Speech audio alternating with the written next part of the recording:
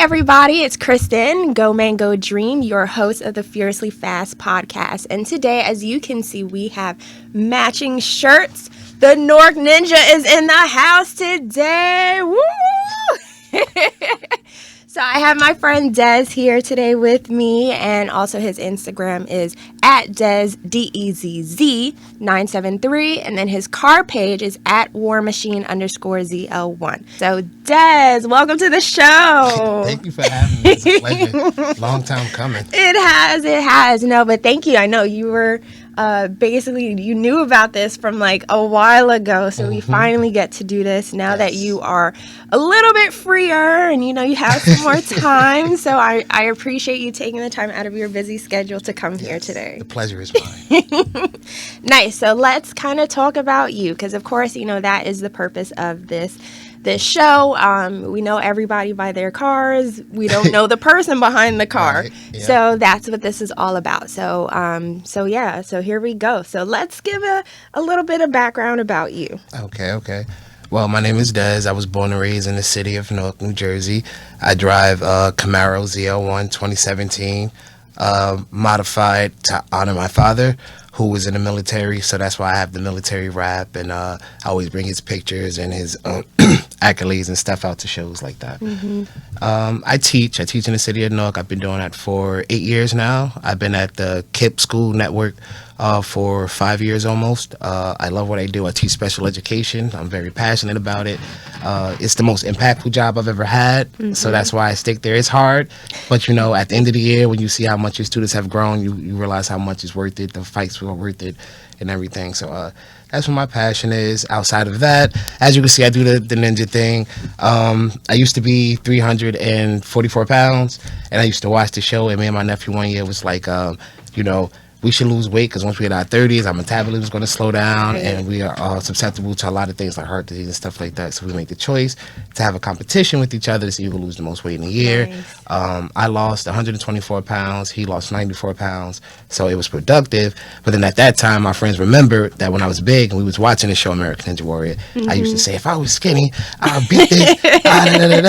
And so they started calling me out like, well, now you live in LA and you lost the weight. Right. So you got to jump into it. So I tried it, fell in love, became a coach for it outside of the show, been competing outside of the show, and it's been 10 years. That's crazy. Yeah, it's like, and it's cool because it's like, I've known you for like, about 2 years now. Yeah. So it's pretty nice to see like all that stuff that you've done even before all this. Like, you've been doing this for a while, so it's not new to you, but it is exciting. So that's pretty cool. So even before we move in, let's talk more about your car, because of course we want to get to know you, but we gotta let people know about your car. So absolutely, for the audio listeners, you want to make sure kind of be as descriptive as you can since they can't see it. Right. But so let's talk about what you drive. Okay.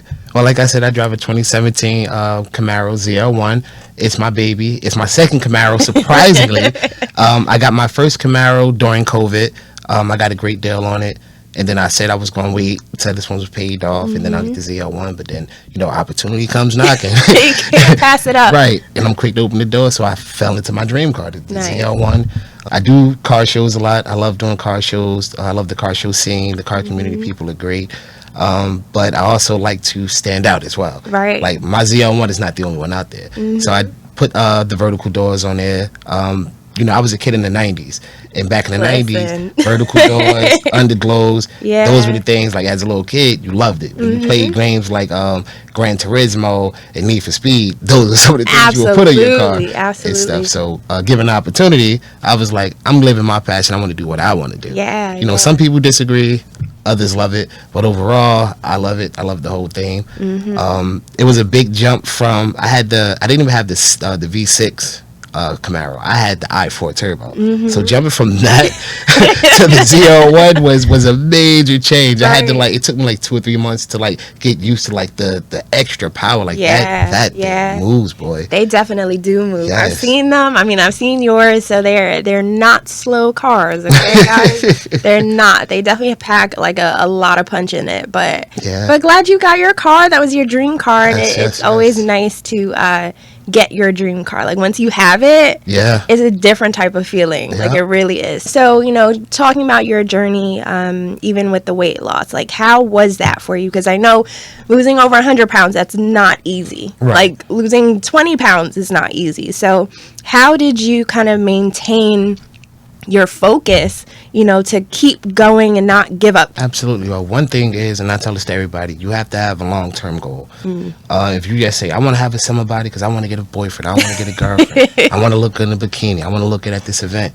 that's not long-term, because you can get to that point, and then once that event is gone, and once that point in time is gone, then you fall back into your old habits. So your goal has to be long-term. For me, me and my nephew, I came to the understanding that once we get older, you know, we're sort of susceptible to a lot of health issues. We didn't want the health issues. So our long-term goal was to live healthy for a long time. The second thing is find what works for you.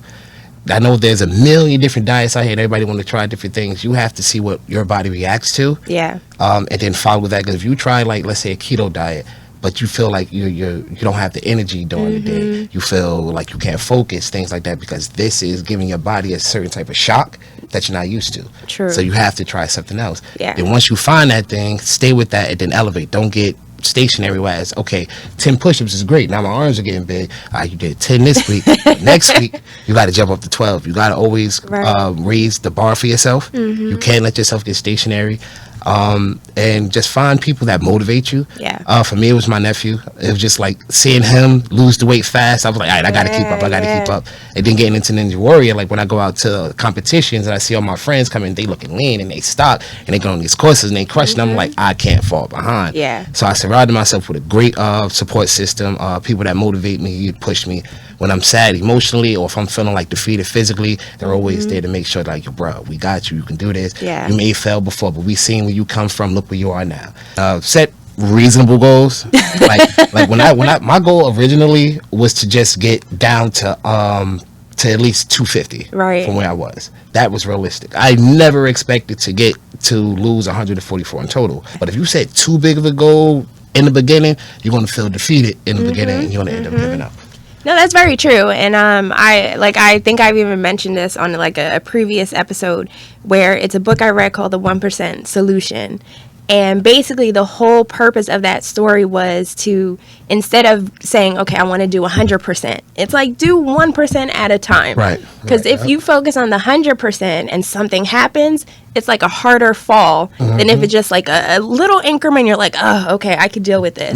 So I get it, because sometimes you do have to do things in like baby steps. I know with everything that's happening in America, you know, obesity and diabetes and all that stuff, it's definitely something where it's like we have to take care of our health in whatever way. I'm not a person who likes exercise. I don't like the sweating thing. I don't like my muscles hurting the next day. So for me, exercise is probably not it. However, I will say at least I try to eat right. Not every day, don't get me wrong, but I'll at least start there. I'll tell you, eating is a very big part of it. Like, I started to realize I lost a lot of weight when I cut out the candy, I cut out the sodas, I cut out all that extra added sugar, all the starches. That's when the weight really started to pour off. So eating habits is really big. Even if you just cut out a lot of like added sugars, drink a lot more water, and just take a walk a mile a day, you'll see slight changes, gradual changes in your body.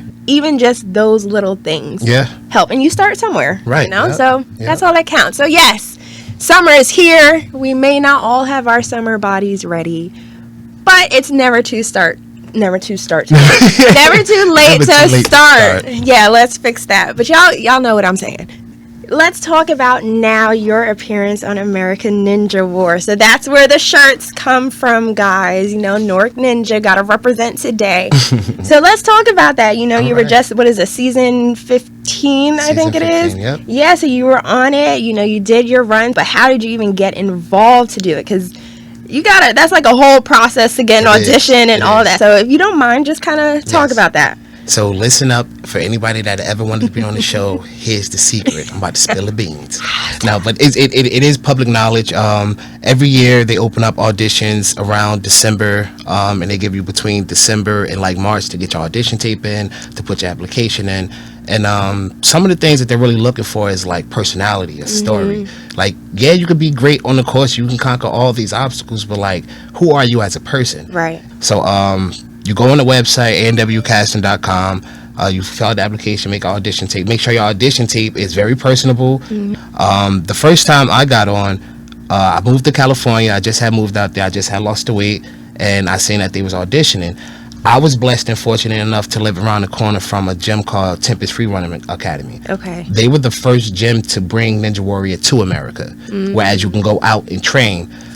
So I was able to meet guys like Flip Rodriguez, who's a very big guy on the show, and Grandpa Ninja, and I was able to train with them, get a couple of tips and tricks. And so when they called me and put me on the show, I lie to you not, I seen an 818 number, but I get a lot of telemarketer calls. Yeah. So I get the phone call, and they was like, hey, is this Desmond Odom? I'm like, yeah. He was like, hey, we choose you to be on American Ninja Warrior. I was like, who is this and why are you playing on my phone? Like, this isn't a joke. And then he was like, no, we really made it. He started telling me my information about my tape. I was like, oh, snap. So I really freaked out, and that's when it just went crazy. And I lived right by Venice Beach. Okay. So I was able to go and like see the course beforehand as it was making it, talk to the guys. But the actual run and being on it was just like life changing. Like, for one, I have social anxiety disorder. I found that out like 2 years after being on the show, but I always knew like being in social situations, I felt weird. So being on the stage with all those cameras and people cheering, it's just like nuts. But then like when they said go, I just snapped. Yeah. And I went, and you realize my first year, which was on season 5, I went further than I've ever went. And then for some reason, I don't know why, when I got put back on in season 11, I went to obstacle 3. Then season 12, I went to 2. Then season 14, I went to 2. So this year, one of my goals was I have to get further than I have in the past seasons. Right. And I have to bring my personality this year. I was on season 13, and you wouldn't know it because they didn't air me at all.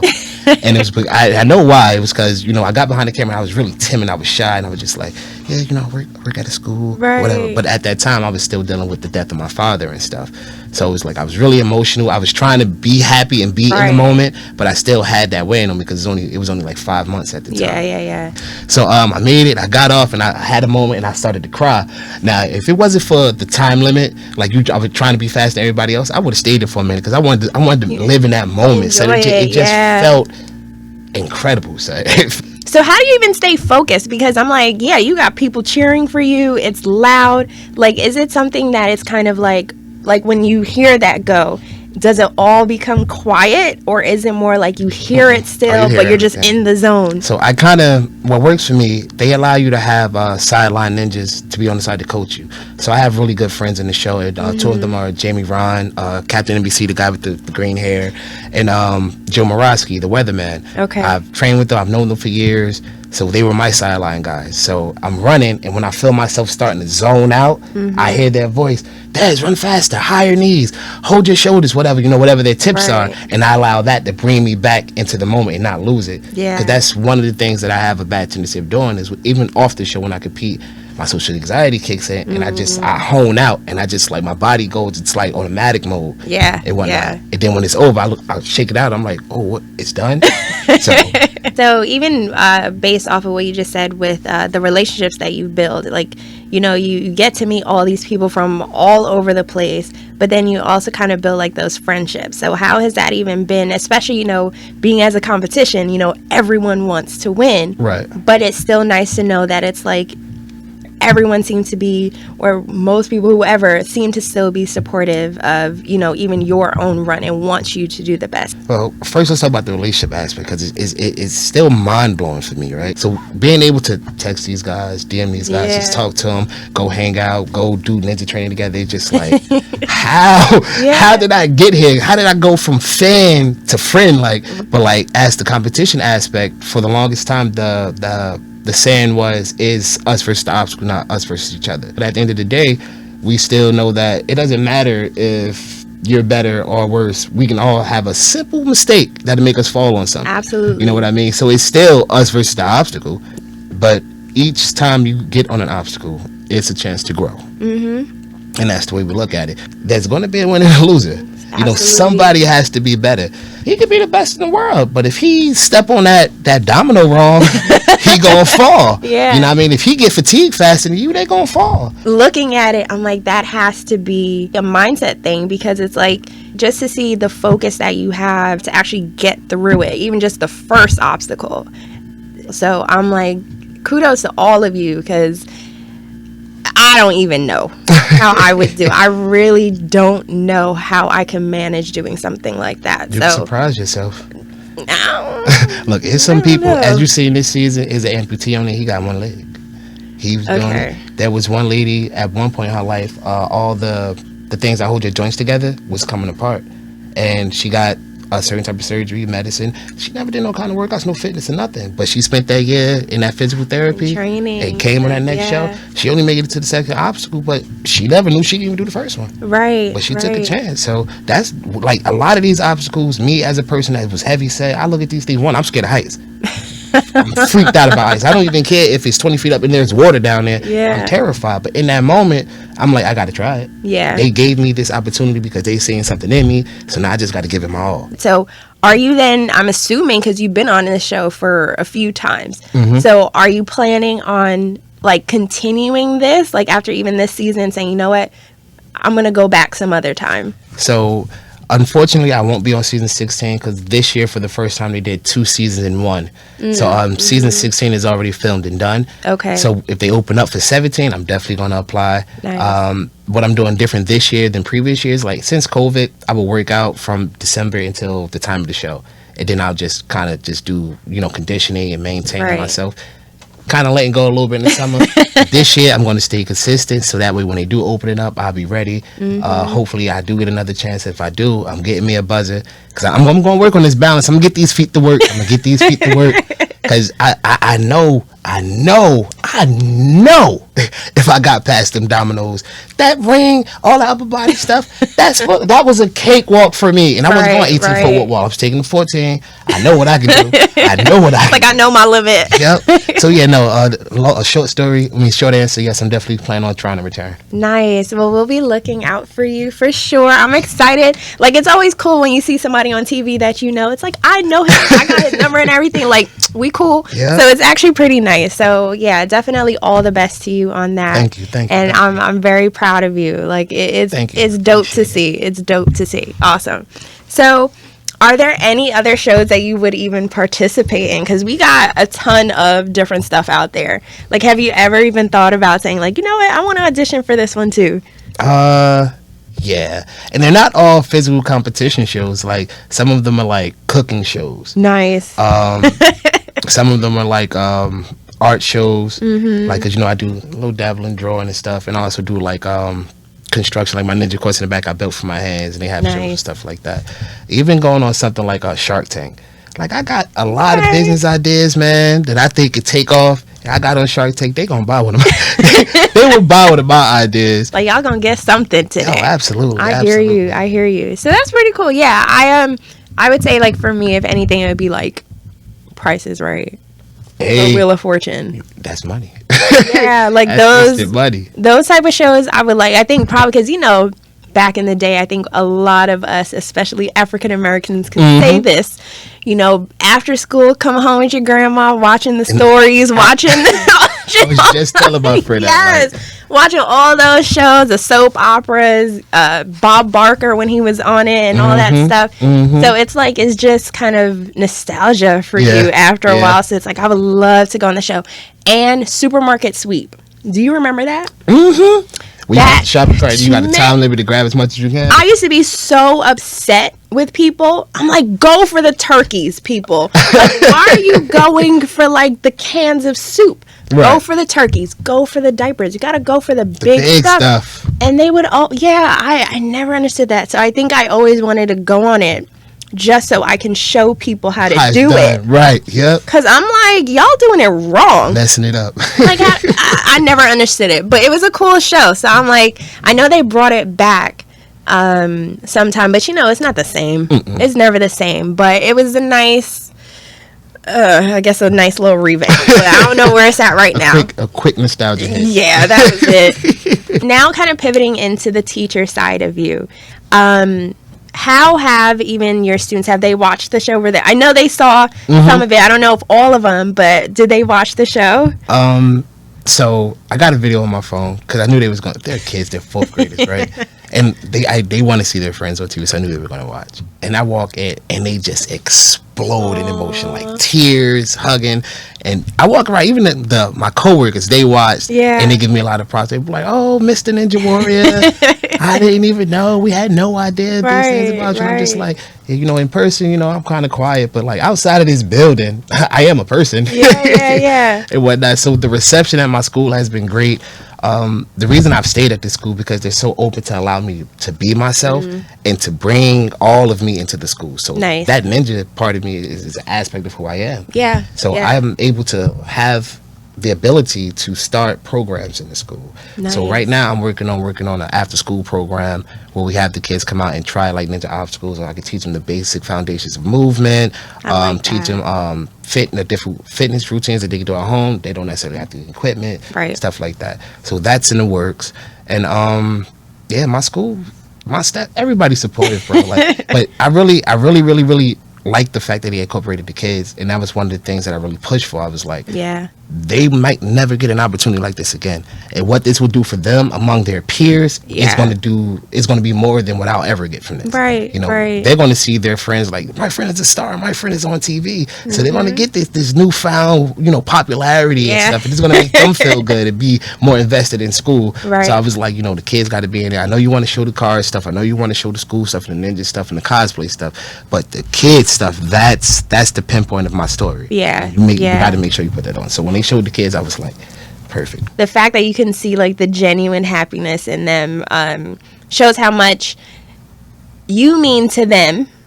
Because of course if they didn't care, they wouldn't be there, so the fact that you've had some type of impact on their life for them to show up for you and support you, like that's always just a testament to you as a teacher, where it's like everything that you do even impacts them and that you're involving them in that. So kids, we love you guys. We love the kids. The kids are great. What are maybe even some of the challenges that you can say all three of these kind of have, and I've dealt with it? Confidence and having social anxiety. Teaching, you meet parents, you meet new kids every day, all the time, but you still have to have that game face on. You still have to articulate yourself and communicate with the parents, communicate with the kids, and watch your dialect and the words that you say. You got to be personable and engaging. The same thing with Ninja Warrior. Once you decide I'm going to be on that stage and get in front of these cameras, the amount of attention you will get just walking around, it's crazy. Like I get messages every day. You're such an inspiration. I watched your story. It was great to see you back on the show, stuff like that. So now when I go out to these events, I'm going to get approached, and I have to be personable and talk to people. Even just the filming aspect, like even though it's just 3 people in the room and it's relatively dark, I know once it gets on TV, thousands of people is going to see that. So I have to be confident. I have to dig deep. And I have to overcome that. And the tools that I use for that is knowing that whatever I'm doing has a purpose. So I try to always remember, speak purposefully. One of my mentors, she always said, like your words have weight. So she's like, every time you open your mouth, there should be something that someone can take away or something that makes them think. There should always be something coming out of your mouth that is worth speaking. So we're going to go back to the car. How have you even have you incorporated that with your students? Because I'm sure there must have been at least one day that you brought your car to work. I'm sure. Oh, of course. Like, Des, I know you. I'm very intentional. So one day they was in school and they was talking about Corvettes and Lamborghinis and Porsches. So I just walked up to the table and I put a picture of my car. I was like, well, that's my car. They was like, no, it's not, Mr. Holder. No, it's not. Well, I take them outside. I said, beep, beep. Cut it on, and they freak out. Oh my God, can you start it? Can you start it? I was like, I can, and I can let you rev it if we get through our testing today. I know that's right. You know what I mean? So I use it as an incentive, and it worked. They're really into it, and I like that they're into it because that shows young. Right. Like, look, man, you ain't got to be no rapper, no basketball player to have something nice. You know what I mean? You can be a teacher and have something great. You can just be out here. You can be the manager at McDonald's. As long as you put it down that hard work, you can get it. So I enjoy that they're into it and they like that taste and they actually have knowledge of it and they absorb it, and that I can use it as an incentive, because that's something that I really like. Yeah. Listen, sometimes you have to incentivize with kids, especially. You do. Absolutely. So I love what you're doing with the kids, and when you look back and just see even all the kids that you've taught, and just to kind of see how they've grown up, because you say you've been doing this eight years. So a lot of them now are teenagers and maybe even older than that. So have you even seen any of your previous students and say like, oh my God, look at you, like look at where you've come? So last year, I'm gonna try not to cry. Oh, I'm such a big cry. So my first year, I was teaching at a school called Washington Academy over in Belleville, and I had a student. His name was Julian. Talking about you, Julian. Hi, Julian. And he was extremely smart, but he used to try to be tough because the other kids in his class was like tough, so he used to try to match them. I would tell him all the time, use your brain, you could beat them with your smarts, etc., etc. And last year, he DM'd me on Instagram and was like, hey, I got accepted for a ride to King University. Wow. I want to thank you for that. I'm having a graduation party. I really would love you to come. You was a big part of my life. I couldn't have got here without you. Bro, I went to go see that boy. He looked the same, just taller. Just taller. And he started telling me about his journey through school, how he transitioned, started focusing on books and technology and stuff. And I was like, I told you that was your path, bro. So, like, to see him, the first student in my first class ever, get a full ride to King University. Oh man, that warms my heart every time just talking about it, man. Beautiful. Yeah, I know those are definitely rewarding moments. That's why I actually transitioned to education, because I need a job that has impact. So when I moved back from California, I said I'm either gonna get into law enforcement or education. And I tried the law enforcement thing, it didn't work out. And I went to actually fill out a job for extra space storage, right? And the lady heard me talking about my experience, and she was like, you ever thought about working out of school? I said no. She said, here, fill out this application. So I filled out the application. I went, and when they said, yeah, you got the job, you're going to be in this classroom, I said, you need a security guard in just one classroom? She was like, no, you're going to be a teacher aide. I was like, what? I was like, what? The money is great. All right, cool, we can do this. What even made you go into your specialty, though? So I've seen the need. I've seen that they were just lashing out. I seen a lot of myself in a lot of them, because I was an angry kid growing up, and I felt like I can do something here.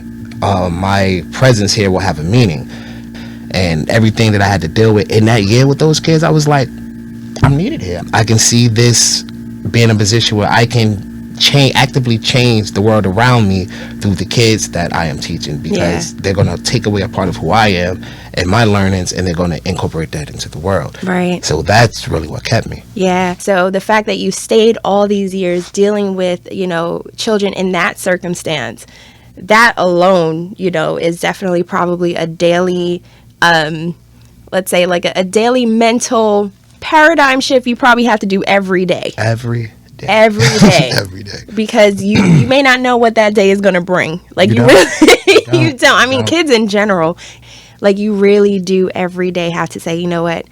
I'm here to make a change. I don't care what is going on. I don't care how I feel today. I'm here for these kids. So, and not everybody can do that. Really can't. So, yes, good job, Des. So shout out to so all the special ed teachers out there, teachers in general, we appreciate you, because I remember when we were in lockdown and I became a teacher. How was that? It's not my calling. It is not something that I was put on this earth to do. I know that.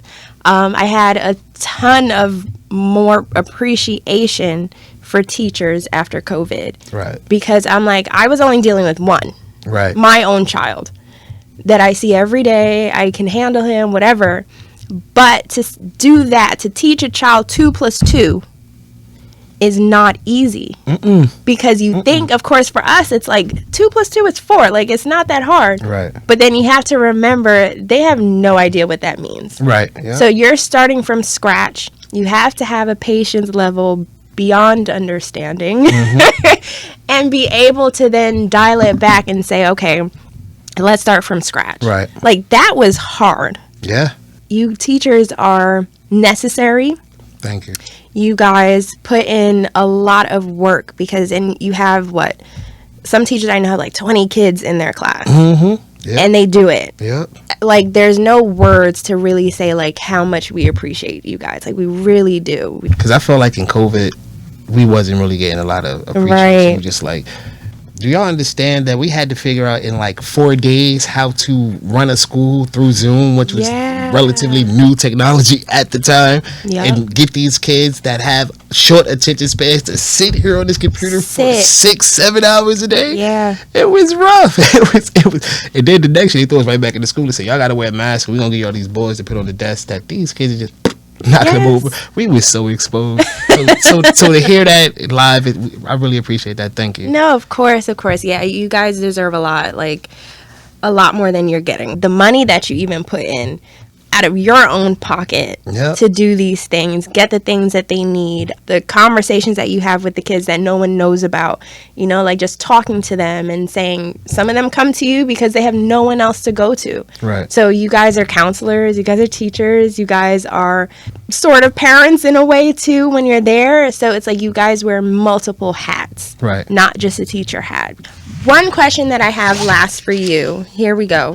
So what is the most valuable lesson that you've learned going through everything that you've done over the last couple of years? You know, again, the weight loss with your cars and all of that. What would you say has been that moment where it's like, if it wasn't for this lesson, I may not be here today? So I used to be very standoff with people. I didn't ask for help. If I was going through anything, I would just isolate to be with myself. So the one lesson I would have to say I've learned, and that's very clear to me now, is to surround myself with good people and surround myself with a support system. So that way, when I'm going through a lot of trials and tribulations, I come out of it 10 times faster and more mentally ready and prepared than I would be if I was going through it by myself. So that's the biggest one that stands out to me, is just being around people that are supportive and not being afraid to ask for help.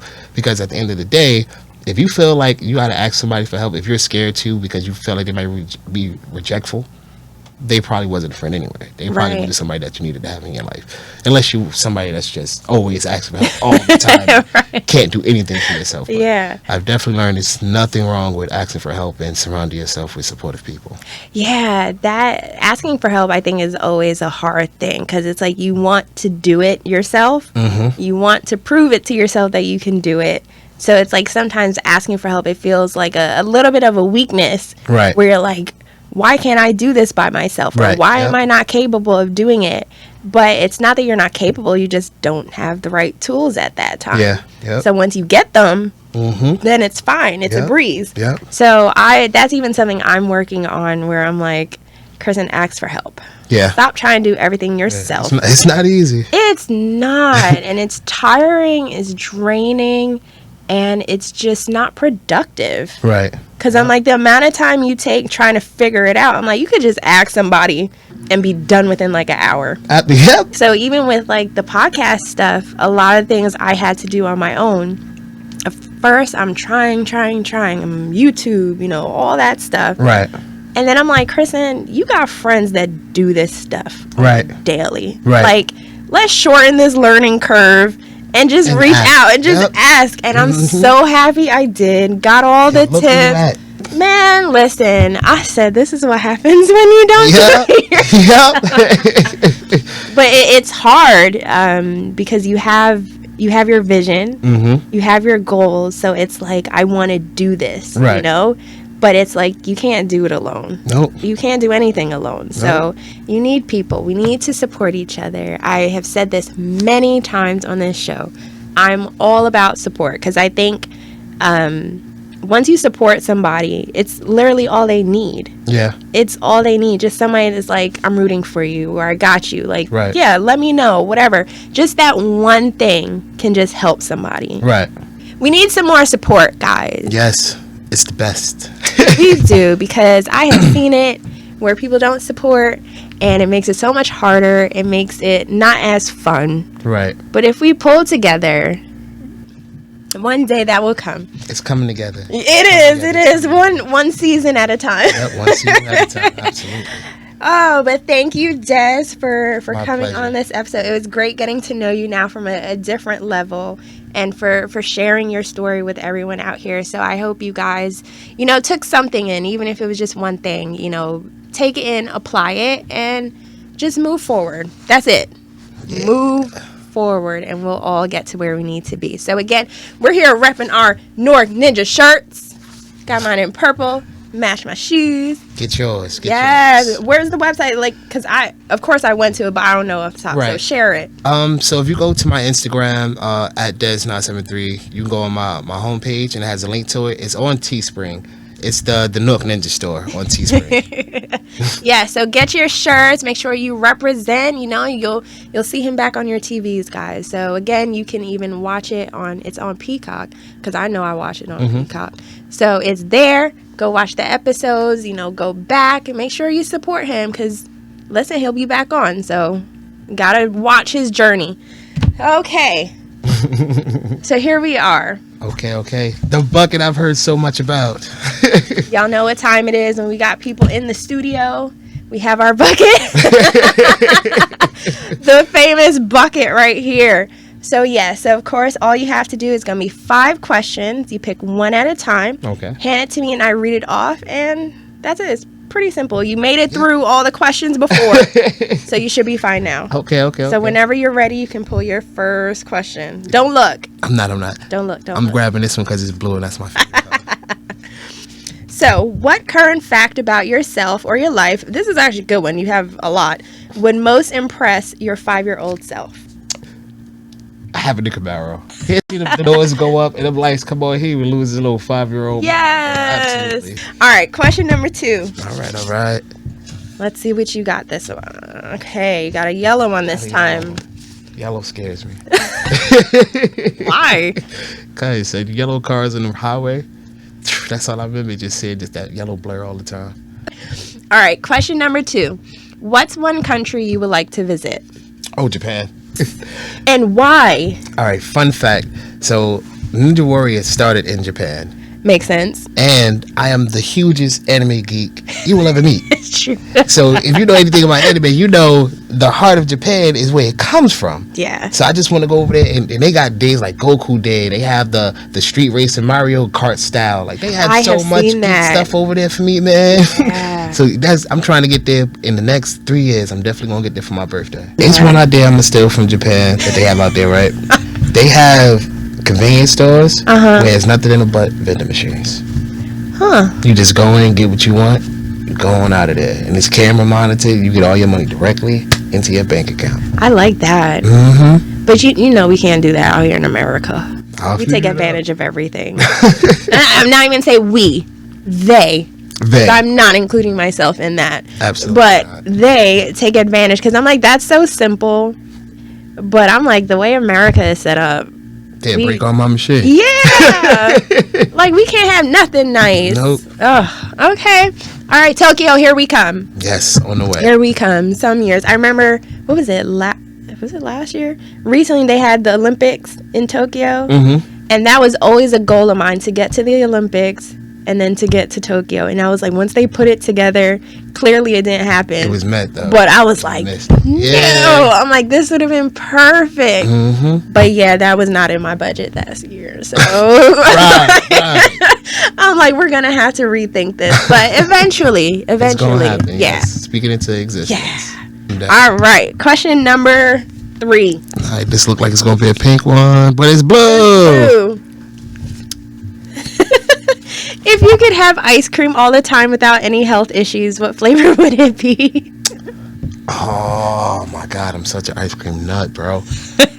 It'll probably be brownie batter surprise, because it's like chocolate ice cream with chocolate chips and brownie chunks, bro. That's a lot of chocolate. It's amazing. You said no health repercussions. That's right. it. That's a lot of chocolate, though. It's so flavorful. It's rich. It's good. The texture, it's just great. But you got to get the Edie's, though. If it ain't the Edie's Certain brand, brands, I hear you. it ain't going to taste right. Like Ben & Jerry's make great ice cream. They have a brownie batter one. But right. it ain't Edie's. It ain't Edie's. I understand that. It does matter with the brand. Mm-hmm. It does. Like, I like ice cream sandwiches. Oh, I love but I hate sandwiches. Blue Bunny. Blue Bunny, anything is kind of bland to me. Yeah, it tastes like they cows on like diet. it's sugar free. Yep. I'm sorry, Blue Bunny. Don't like sue me for saying that. It's just an opinion. But you were mentioned you should give a sponsorship though. Get sponsored by Blue Bunny. I don't know if I want that though, because I'm not gonna eat it. Nope. It'll just sit here, just yeah, that's it. I'll give it away. I would. I'm sorry, Blue Bunny. I don't like their ice cream. I've tried it many times, different ones, and I'm like, oh, maybe it was just that one. Yeah, nope. They're all the It same. has never failed. I don't get it. I like the ShopRite brand of the ice cream sandwiches. I don't hate ShopRite at all. I grew up on ShopRite. Listen, there's one right down the street from my house. So I'm always there. Always there. And I like that one. After this, I want to go get some ice cream now. I got ice cream cake right now that I know I'm hitting that as soon as I get in the house. You done brung it up and reminded me. All right. Question number 4. Number You got 2 4. more going. Let's see what color you get today. Oh, you got the pink one. I got the pink one. Nice. Oh, I like this question. If you could bring back a fashion trend, what would it be and why? A fashion trend. Oh, man. You gotta think about that. See what era you want. Do you want the 90s? Do you want the 1000s? You gotta... I'm going to go back to the 90s. Okay. Now, I'm not the fan of, like, super baggy clothes, but I'm definitely not a fan of the skinny jeans and the super tight shirts. Like, bruh, I know your boys ain't breathing. I know your legs get mad, sweaty. It's nothing in those pockets. I hate it. So, the 90s styles are wearing that way. Everything was a little more baggy. Right. Look like a little more masculine. that would be the era to bring back. Absolutely. I hear you. Yeah. 90s was definitely a vibe. Like, all the 90s. Like, I can't even say, like, early, late. Nope, the whole thing. 90s. The whole thing. Music, everything. Popping, yep. Oh, yeah, that's why they always had the 90s parties. Mm-hmm. I'll give the 80s too, but that's why they always have at least a 90s party. Yep. You can't go wrong. With the 90s, no? You can't go wrong. I like that answer a lot. Yeah. I remember talking to somebody about that, and I think mine was going to be like jersey dresses. Do you remember those?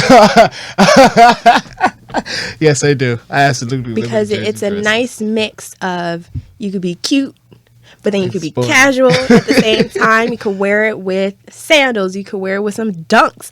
I used to wear mine with dunks all the time. Loved my sneakers back in the day. So for me, it was a nice mix. You could wear it when you go out. Anything. Yes. Yep. I would bring that back. Jersey dresses. Yeah. NBA, bring back the jersey. Please do, because I'm sure I'm not the only one. I bet you there's about 20 girls right now that's thinking about how to bring back jersey dresses. But why only 20? That doesn't sound like a lot. I mean, out of like the amount of females. I wanted to say something big. I didn't want to say millions, so my brain just said 20. So us 20 girls, we're going to be wearing jersey dresses and I hope we can bring it back. I mean, 20 of us. Yeah. 20, they'll come back. 20 and multiply to 200, 2,000. I got to set the trend. Start small. Yeah, you're right. Got to walk before you run. Right. Okay, fine. Yes, but if we can bring it back, we'll do it. Yes. I got a lot of plans. Yeah? Do tell. No. No, I'm not telling. Because I'm like, I want to say it, and then I don't do it. Yeah. Okay, so I get that. As it progresses, you'll know. You'll know. Okay. But we could talk after this. Yeah, we got some fun things. Okay. Before I get carried away with my plans, your last question. The last one. Question number 5. Mix it up. Another blue one. Oh, I know it's gonna be good. It's blue. Okay. What is something that triggers nostalgia for you? Oh man, old cartoons, old anime, old cosplay, anything old nerd fashion, like Right. even like if you was to say, there is a Green Dragon Zord on sale right now, I would get in my car and I'm going to get it.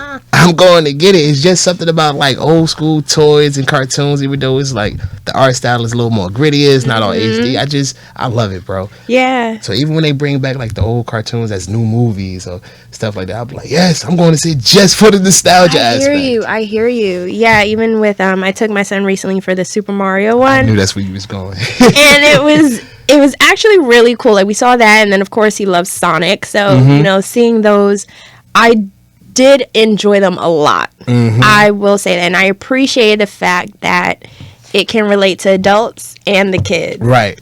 And Sonic was like that too. Like it was amazing. So I'm even excited for the third one. Like I think I got more excited than my son at one point. What would you say is like your favorite, I guess, cartoon show or show in general that you know, like you used to watch? X-Men 97.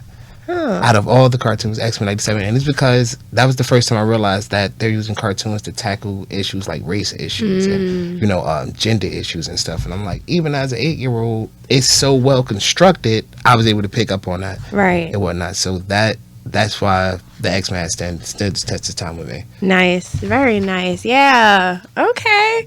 Yeah, I can't get into any type of debates when it comes to, you know, anything like anime and all that stuff. Because for me, it's, maybe I'm like a slight fraud. I don't know. Because I only really started getting into like the comics and all that once I saw Iron Man 1.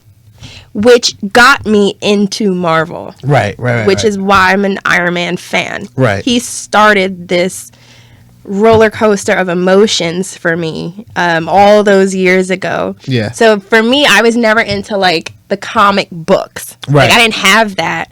But I appreciate it now. I haven't gone back and read them because that's a lot. But I appreciate them now because I'm like, wow, like all of this stuff was here before I even knew about it, you know?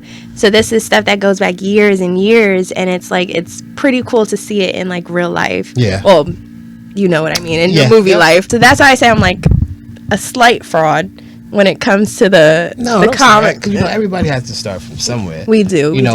Just because you only like the movies doesn't mean you have to like the comics. That is true. You know, but I'm like, I realize I miss so much though from not reading the comics. Right. Because then it's like, oh, that's from this one or that's from that one. This is where they're getting it. Like all this stuff now with like Kang and all of that, like the different variations. I'm like, that was in the comic books. Like this isn't new. Nope. You know, like it's not anything new. They're just telling it in a different way, different story. The good part about being in your position is it's all fresh. It is. It's all brand new stories. It's brand new experiences. Whereas geeks like me, we're sitting here trying to point out things like, oh, but that should have happened. Why didn't this character come? And why didn't this storyline? Right. I'm not as like, I don't criticize it as much because it's like, you know what it's really supposed to be. Right. Yeah. Right. For me, I'm just like, oh my God, this is amazing. Just sometimes bright-eyed. I wish I had that fresh taste still, man. I really do. Well, I definitely have it because I remember even just watching the last Ant-Man and that whole scene with Kang. I don't know how many times I've watched it. Too much to count. But hearing that perspective from people who read the comics, I'm like, y'all know so much more than me right now. So I'm like asking questions and I'm like, wait, what does this mean? Who's that? Like, who's this person? They're like, you have no idea what you are getting yourself into. Yeah. So it's an even deeper, black hole when it comes to the Marvel universe especially. And shout out to Marvel. Y'all can sponsor me. And hire me. Do all the jumps and all that stuff. I do stunts, I do writing, I do acting. What you need, Marvel? Kevin Feige, holla at your boy. I'll just show up to the screening. I don't know how much I could offer. My car can offer that. It's like a little prop. I mean, you gotta put that. Ironheart got a movie coming out. You know what I mean? She need to drive something. Listen, let's not talk about Ironheart because I'm like, y'all know I have my rap. I have that. but I have ideas. And Ironheart is on it. You got the pink in the colors in the wheels there? Yes. Yeah, so you. But I'm like, how do I incorporate my color, or do I switch? So guys, I can't change it now because it's the logo. Like, I didn't realize that because I wanted to switch my wrap, and I said, wait a minute, I can't do it now because it's my logo. So I gotta wait a little bit. Just a little bit. But I'm like, yeah, that Ironheart, It's gonna rock. Yeah. so I'm like, we got that. I may change the whole color. I don't know. Like even orange? Oh, Because I'm like, Okay. because like with this one, I could finagle the colors. Right. But with Ironheart, like, you need Yeah. the pink, the black. You need all that. Yeah, light blue. Yeah, Blue. so it's like, I can't incorporate Ironheart on orange. Oh, orange, no, not really. I can't. But then I'm like, yeah, but orange is my color. So I'm torn, man. I am torn. You might have to get another car. I don't know about all that. If I get another car, it will just be a regular car. Like a Camry. Like I want, and no offense, I swear, no offense to anyone with a Camry, because listen, those cars are, who's calling Des? No, I'm just kidding. I'm kidding. Inhuman. But I'm like, no, I just want something that I can go out without being recognized for like 5 minutes. I just need to go to ShopRite, pick up some bread, and come home. Yeah. I like, today is not a day for pictures. Today is not a day for, hey, where'd you get that wrap from? Like, no, I just want some bread. Like, that's all. That's how I'm like, my second car has to be a daily deal. Just a complete daily. Yeah, so we'll see. Well, you have made it through the fast round. You have completed the bucket challenge. You've completed all of that. It wasn't as intimidating. Not at all. This is great. Nice. So yes, guys, we have come to the end of this episode, and thank you again, Des, for being my co-host, my special guest today on the show. Pleasure is mine. Yeah. So make sure again to follow his Instagrams. It will be posted up. Said it in the beginning, and I will share it again at Des DEZZ 973, because that one doesn't have an underscore. And then his car page, War Machine _ZL1. So again, you'll see it pop up if you didn't hear it, whatever the case is.